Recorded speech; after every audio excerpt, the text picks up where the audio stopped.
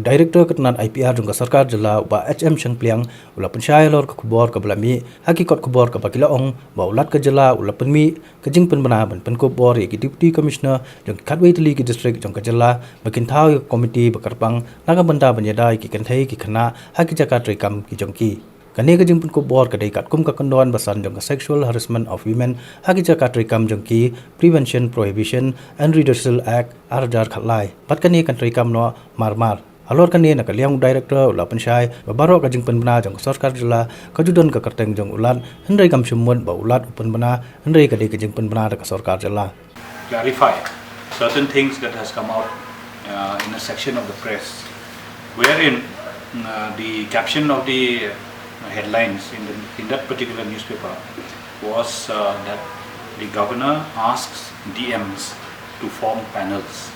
Okay. Now I would like to make a small clarification here that any notification that is issued by the government is always in the name of the governor. Okay. It does not mean that the governor has issued directions. Actually, it is by the order of the government and the decisions taken by the government. Always, I would like you to kindly remember that when we issue copies of such notifications to you, or when we issue any such copies of such orders to you, it is normally mentioned notification on top, then it is mentioned orders by the governor. Like we have here in this instance, like this is a copy where we say orders by the governor. Then we say notification. Then it is mentioned that the governor of Meghalaya is pleased to notify the district magistrates of 11 districts to exercise the powers and discharge functions under this act under section 5 for that particular case.